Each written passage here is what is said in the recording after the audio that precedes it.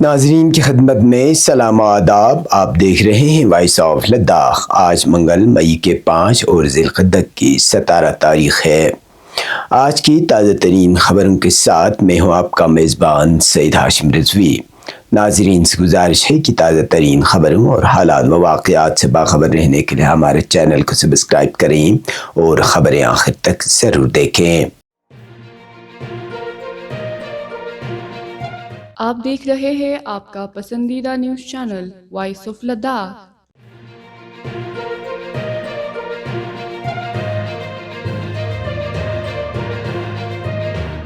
معتبر ذرائع کے مطابق سوموار کی شام کرگل کے علاقے کربتھنگ میں نیشنل کانفرنس کی ایک اہم میٹنگ منعقد ہوئی، جس کی صدارت ممبر پارلیمنٹ حاجی محمد حنیفہ جان نے کی۔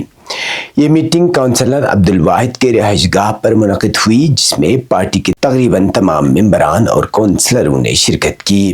ذرائع کے مطابق میٹنگ کے دوران کرگل ہل کونسل میں اقتدار کی منتقلی کے مسئلے پر پارٹی کے اندر تفصیلی اور بعض اوقات تند و تیز بحث دیکھنے کو ملی۔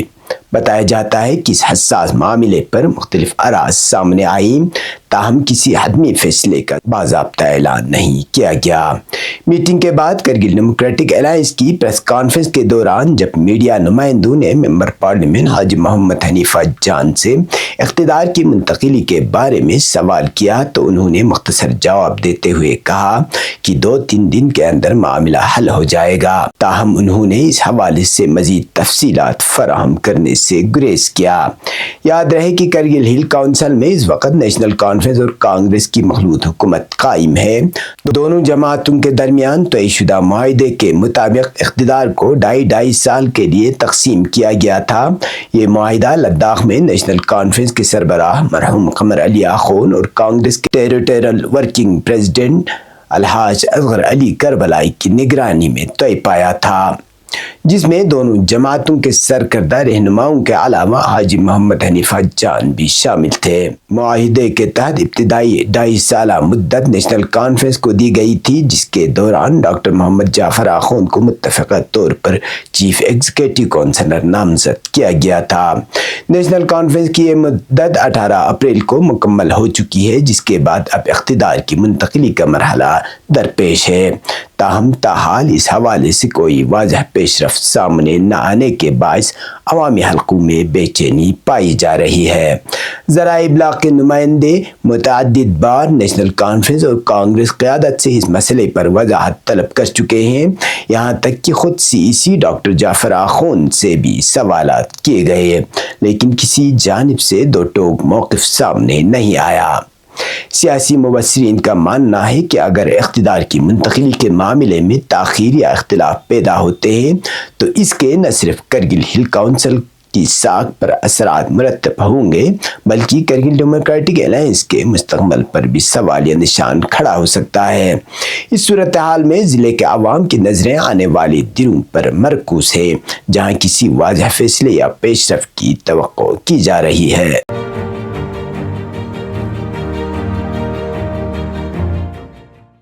Deputy inspector general doctor Kushal Sharma ان دنوں ضلع کرگل کے دورے پر ہیں۔ اپنے قیام کے دوران انہوں نے آج پولیس کانفرنس ہال برو میں ایک اہم تعارفی میٹنگ کا انعقاد کیا، جس میں ضلع کے مختلف مذہبی، سیاسی، سماجی اور تجارتی حلقوں کے نمائندوں نے شرکت کی۔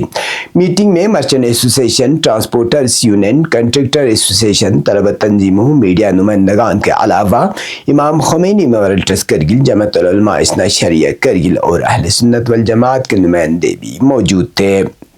شرکاء نے لداخ کو یونین ٹیریٹری کا درجہ ملنے کے بعد درپیش مختلف مسائل پر تفصیلی روشنی ڈالی، جن میں بے روزگاری، ٹرانسپورٹرز کو درپیش مشکلات اور منشیات کے بڑھتے ہوئے رجحان کو خاص طور پر اجاگر کیا گیا۔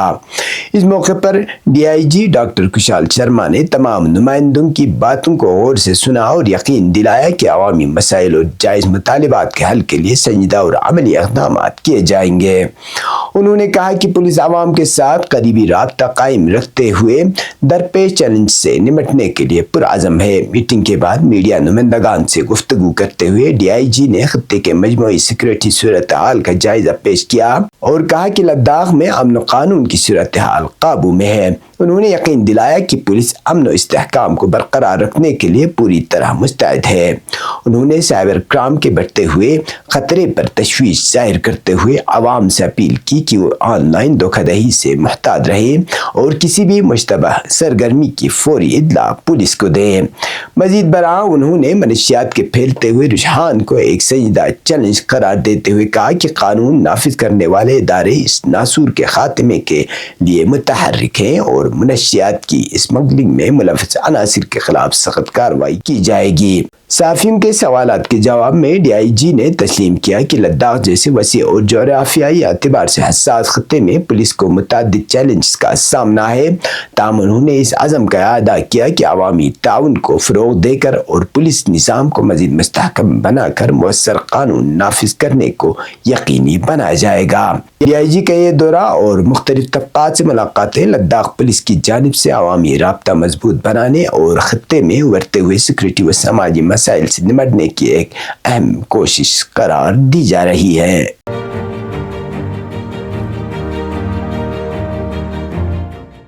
डिप्टी कमिश्नर द्रास इम्तियाज काचो ने सोमवार को सब डिस्ट्रिक्ट अस्पताल द्रास का दौरा करके सेहत खिदमात और सहूलियात का जायजा लिया।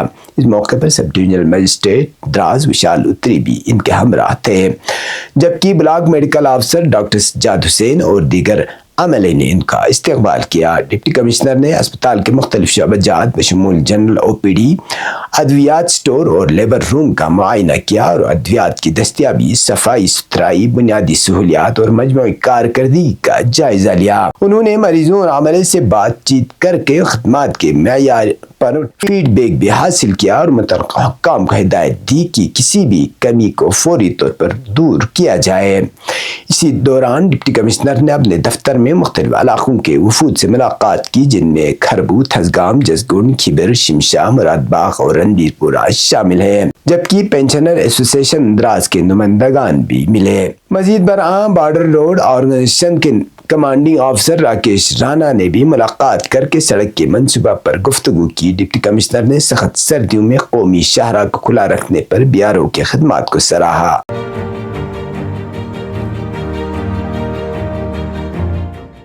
गवर्नमेंट डिग्री कॉलेज करगिल में तालिबात के लिए 7 रोज़ा सेल्फ डिफेंस वर्कशॉप कामयाबी के साथ इख्तिताम पजीर हुई। ये प्रोग्राम PM ऊषा के तहत सनफी मसावत और बाइख्तियार बनाने के मकसद से मुनक़िद किया गया था। इख्तितामी तकरीब में माहिरीन ने तालिबात को खुद एतमादी, जिस्मानी फिटनेस और जहनी मजबूती की अहमियत से आगाह किया, जबकि मेजर समीता ने नौजवान खवातीन को दिफाई शोबों में कैरियर अपनाने की तरगीब दी। इस मौके पर तालिबात ने सेल्फ डिफेंस की अमली मशक़ें पेश करके अपनी महारत का मुजाहिरा किया।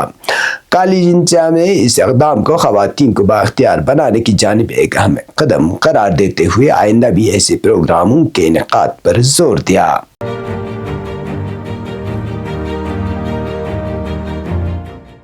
लद्दाख की नव तश्कील शुदा हज कमेटी के वफद ने चेयरपर्सन गुलाम अब्बास आबिदी की क़यादत में आज मरकजी वजीर बराए अक़लियती उमूर किरण रिजिजू से लेह में मुलाकात की और आज़मीन हज के इंतज़ामात व दरपेश मसाइल से मुतल्लिक़ एक याददाश्त पेश की।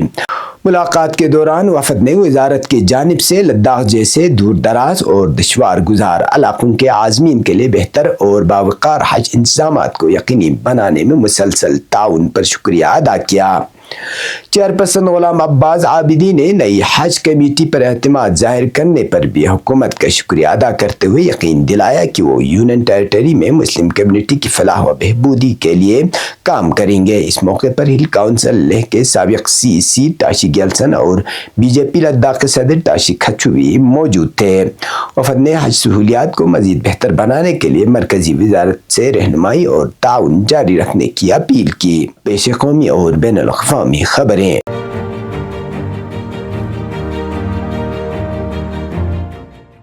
سپریم کورٹ نے منگل کے روز سبریمالا مندر میں خواتین کے داخلے سے متعلق اہم کیس کی سماعت کے دوران انڈین ینگ لائر ایسوسی ایشن سے سخت سوالات کیے۔ عدالت نے دریافت کیا کہ آخر اس غیر سرکاری تنظیم کا اس معاملے میں کیا اختیار یا مفاد تھا کہ وہ اس روایت کو چیلنج کرے جس کے تحت 10 سے 50 سال کی عمر کی خواتین کو کیرلا کے مشہور سبریمالا مندر میں داخلے سے روکا جاتا تھا۔ عدالت عظمیٰ نے سماعت کے دوران یہ بھی ریمارکس دیے کہ کیا یہ تنظیم خود کو وزیر اعلیٰ سمجھ رہی تھی کہ اس نے اس نوعیت کے معاملے میں مداخلت کی۔ واضح ہے کہ انڈین ینگ لائر ایسوسی ایشن ہی وہ اصل عرضی گزار تھی جس نے سبریمالا مندر میں نوجوان کے عمر خواتین کے داخلے پر عائد پابندی کو عدالت میں چیلنج کیا تھا۔ یہ کیس ملک بھر میں مذہبی روایات، صنفی مساوات اور آئینی حقوق کے حوالے سے ایک اہم قانونی اور سماجی بحث کا مرکز رہا ہے جس پر سپریم کورٹ میں مسلسل سماعت جاری ہے۔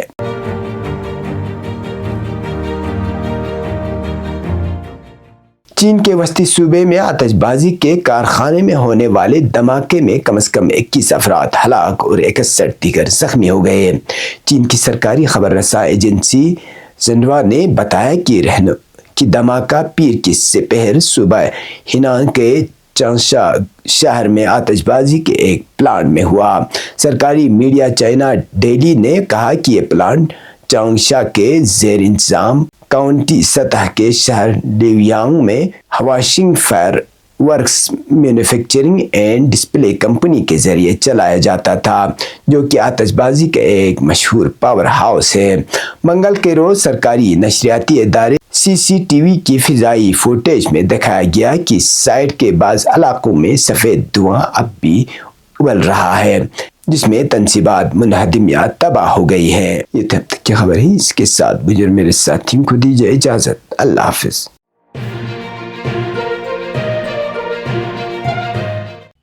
مقامی، قومی اور بین الاقوامی خبروں سے باخبر رہنے کے لیے چینل کو لائک، شیئر اور سبسکرائب کریں، ساتھ ہی بیل آئیکن دبانا نہ بھولیں۔